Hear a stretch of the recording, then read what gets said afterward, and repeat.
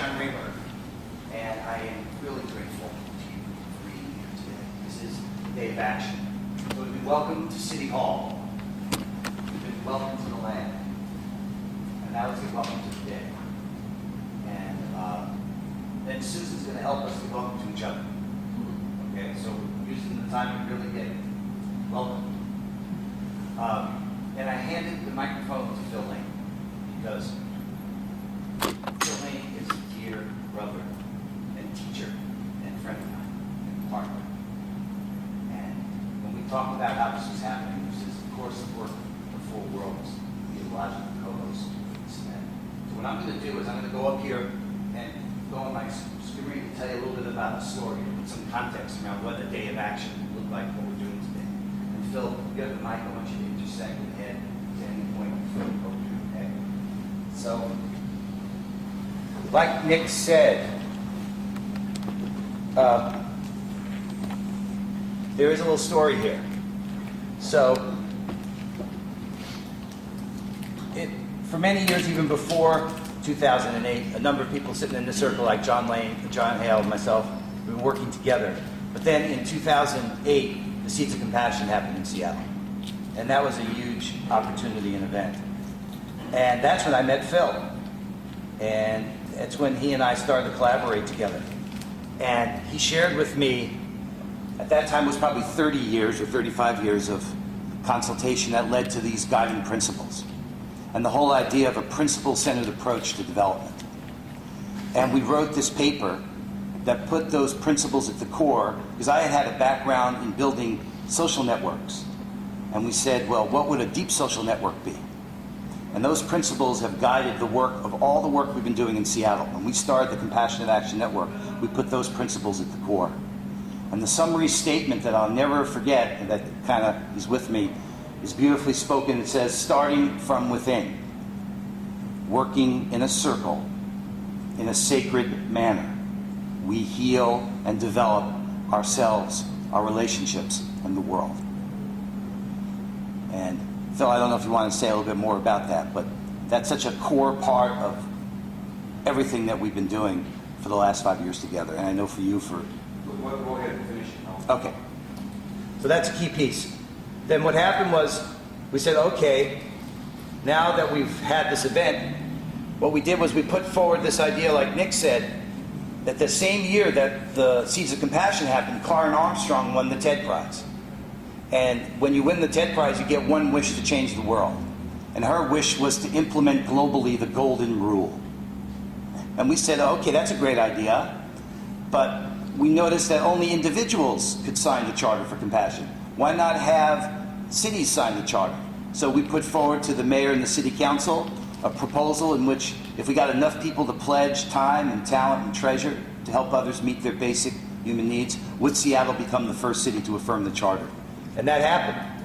And in fact, there is our city proclamation with the signatures with both Nick and Richard on there and others that made it possible for Seattle to do that. So now we said, okay, boy, we're compassionate city, right? What does that mean? I had no idea. We didn't still know really what that means. We said we're going to figure out what that means. We're going to invite other cities to join with us. And I'm proud to tell you, there's now over 100 cities around the world that have engaged in a similar process of using the power of declarations to affirm the Charter for Compassion and engage in the process of discovery of what does that really mean and how do we promote compassionate action in the way we treat each other, in the way we treat ourselves, in the way we treat the animals, the way we treat the natural world. So that happened.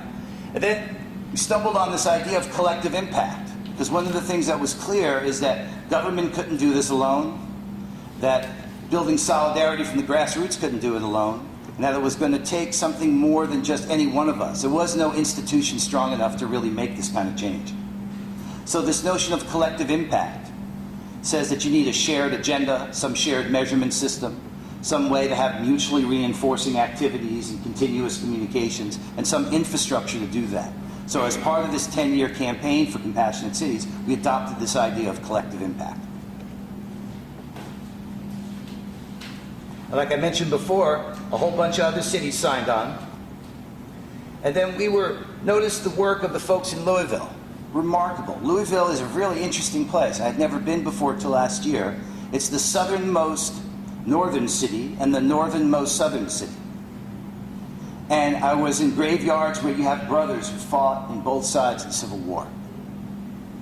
And I was at the Muhammad Ali Center there. Not only have they got great basketball teams, if some of you were following that this year, huh? There's a lot of good stuff coming out of Louisville. In fact, I'll be going in a couple of weeks because the Dalai Lama is going to Louisville. But the mayor of Louisville is an interesting guy. He came here because we gave them an award for the Model City Award. Do you want to bring the lights down for Shalom?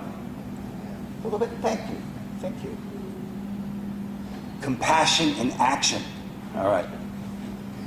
He issued a challenge, he, the mayor of Louisville, and said that they were the most compassionate city in the world and would remain so until proven otherwise. So we said, okay, game on. And last year we had the Compassion Games, the survival of the kindest. And we worked, and you're going to have at lunchtime today, Rita and Gary are here to give out the awards, because one of the ways that we measured compassionate action, we counted the hours of community service. But we did volunteer projects, we did random acts of compassion, we played this game called Super Better, like a scavenger hunt, and we also identified and reported on stories of compassion to help elevate examples of what's going on in the community that's good. And in fact, in terms of what's good going on in the community, that's when we ran into Austin Williams and Sakai. And Austin is executive producer of What's Good 206. And they were our media partner last year covering these stories of compassion. And you'll get to hear more about Austin and the work that they're doing as well. So then we embarked on this path, and now this year, it's happening again. But we got New York City involved, we got Southern California involved, as well as Seattle and Louisville, and the LGBT games as well. And this year it's going to be from 9/11 to 9/21. 11 days of global unity, starting in New York City, which is just so perfect. So that's going to be happening in September, and that's one of the topics we're going to be discussing today. The other thing, and maybe Andrea, it's a good time for you to, if you want to jump in as well, but this is an incredible story that once we started this path, we said, well, what does compassion and action look like? And a number of people in this room know, well, probably everyone in this room knows the story, but a number of people were directly involved in the tragic death of John T. Williams and what that led to here. And a typical response might have been something very different, but what happened was something atypical. And where Andrea and Susan reached out, and there was a session, there was a convening with the chief of police, some of you may remember. It wasn't talked about at first, but this meeting led to a remarkable different outcome. In fact, there's a paper that was recently published that contrasted the way Seattle dealt with the tragic loss of John T. Williams and the way Florida dealt with Trayvon Martin. Guys, remember? And what would have been different if they would have learned a little bit of like what we did here, what we did there? Very different outcomes. And I don't know if Andrea, like I said, you want to, hey, it's a good moment to announce a little bit. You want to say something, or you want to later? Look, why don't you go on? Okay.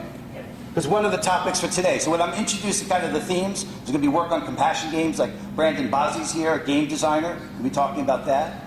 There's What's Good 206 and the youth-led social media. There's work on restorative justice and work with building a culture of peace. I'm assuming you guys have seen that beautiful totem pole at Seattle Center. But another thing that's been happening this year, it's just kind of unbelievable. We all kind of sensed there was a shift happening at the end of the year. Well, in December was the awakening with Idle No More. And for Ruben and Phil and I and many others, that was just like perfect. Because look, here we are in Bertha Knight Landis' room, right? The women are rising around us. Thank God for the women. And she was the first mayor in 1924. So the women had the right to vote in 1920. Seattle elected a woman mayor in 1924, and this room is named in her honor. So Idle No More comes along with all this years of work, and we've been involved in this campaign to protect the sacred, which is both restoring as well as protecting. And there's been treaty signings that are happening. I'm just going to announce this, Phil, and maybe it's a moment here. But this has been happening first in January. Amazing gathering. Then in Los Angeles, Phil led, it was the largest climate change rally on the day of climate, Forward for Climate in Los Angeles. That's Phil there leading that. And then in Ottawa, there was another amazing signing that happened with the Yinka Dene Alliance. Now, I've been learning all this. So we're all on a learning curve in different ways. But the pattern that the Yinka Dene formed because of the threat of the tar sands oil going north through the Enbridge, they said no. And they've reached out and they formed a treaty, saved the Fraser Declaration, and well over 100 tribes have signed that. We saw, yeah. 160 First Nations. 160 First Nations signed that. Phil named, he said, we need unprecedented unified action. So this whole campaign to protect the sacred has been led and guided by Indigenous people with support from their allies. And calling for unprecedented unified action at this moment. And in fact, here, I'll tell you a quick story, an example of this. So we were in South Dakota to commemorate a 150-year-old treaty. That's a remarkable treaty between the Pawnee Nation and the Yankton Sioux tribe that had been witnessed 150 years ago by the Ponca Nation as well as the United States government. And it was a remarkable first day to celebrate and commemorate that treaty. But then on the second day, the ranchers and farmers that were there got a chance to present. So imagine a room full of mostly First Nations, Native Americans, environmentalists. We had the NRDC, 350.org, Sierra Club. We also had Earth First and Tar Sands Blockade and folks from Occupy Wall Street. And these ranchers and farmers were talking. And I remember this woman saying how outraged they were that the government thinks they could take their land. Right? Imagine the irony of this conversation in this room, okay? And this guy stood up and said, remember this? Said, I'm going to shoot them if they come on my land. Well, the Native Americans say, okay, calm down here now. And this woman said, it's so bad, it's so bad. Someone shouted, yeah, they're treating you like Indians. And this guy went up to her and said, welcome to the tribe. And then that picture you see there, that's the new CIA. That's the new Cowboys and Indians Alliance that formed there. You talk about unprecedented unified action. So we're going to talk today, one of the topics is how we use the momentum coming from signing these treaties and from forming these kind of alliances to make the changes that need to happen. Now, you can't always predict what's going to happen.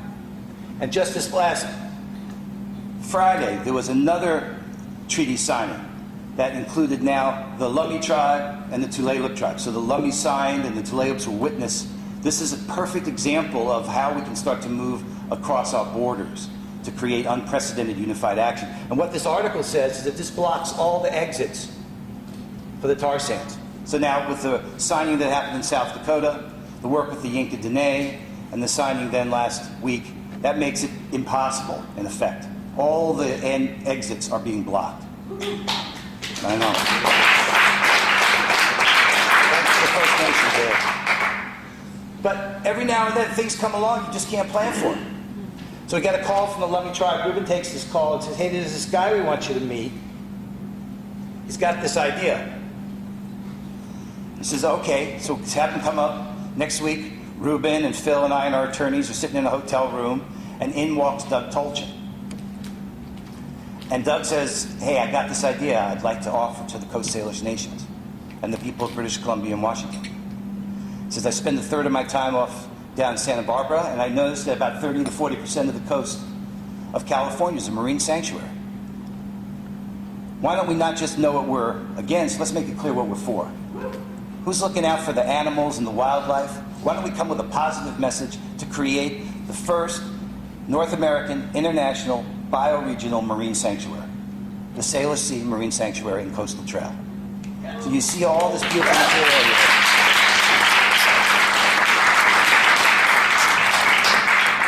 Doug, you're amazing. I don't know who sent you or where you came from, but this is part of the natural kind of things we got to count on, and things are going to start to show up that we never would have imagined. Things beyond our imagination can appear and start to make new possibilities like that coming together. So, Doug, I'm thrilled you're here and you're going to spend some time talking about that. So this is not going to be the whole day. This is just the welcome to the day, okay? And I put on the table already you and the work you're doing, Austin. Just a good example. You want to see the power of how a story can change everything, elevation. They captured this story called Operation Compassion. Daniel Wynn student from University of Washington, gets onto a bus last year. And this, he tells the story a lot better than I can, but gets on the bus, the guy gets on the bus is panhandling. So he figures he's going to put in his earbuds and avoid being asked, like he'll disappear. He puts the earbuds in, right? Puts the earbuds in, the guy still comes up to him to ask him for some change. And Daniel says he doesn't have any change. And he sees the guy going around asking everybody. He thinks to himself, though, you know what, I really do have some change. But I bet if I give the guy some change, he's going to go buy some drugs or booze with it. So Daniel says, I'm going to go up to him and ask him. So he goes up to this guy and he says, hey, you know, he asks him his name. The guy says his name is Reggie. I'm telling you this because of the power of his story. So he says, Reggie, you know, he says to Reggie, I have some change, but I'm wondering, what are you going to do with the money? And Reggie says to him, well, what are you, a cop? And Daniel says, no, I'm not a cop. He says, I'm just curious. He says, okay, then I'll tell you. I give the money to help homeless youth. So Daniel says, of course he didn't believe him. He waits for the guy to get off, give him some change. He waits for the guy to get off the bus. And he sneaks off the back, Daniel does, and follows the guy. And he goes to a building, a house. He waits outside. Half hour, the guy doesn't come out. He goes in and he realizes it's a shelter. And he goes up to the desk and there's a woman there. And he asks the woman, hey, do you know Reggie? And she says, oh, do you mean Reginald? And she points to his picture on the wall and says, he's our most frequent donor. That story changed me. I could never look at a homeless person the same again. Maybe that's Reggie. And that's the power of stories. And that's the power of What's Good 206, capturing stories, because stories can change lives. And they're going to talk about the work that they're doing as well. Hey, John. Yeah. Do you have an image of our current logo? You know what? Yes, I'm sorry. I went to the site.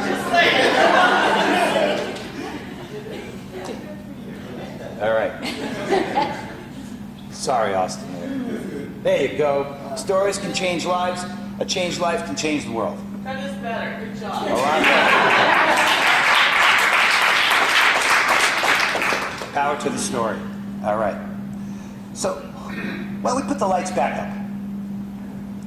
Because I want to hand this to you, Phil, to share a little bit about what the possibility is for a day of action together.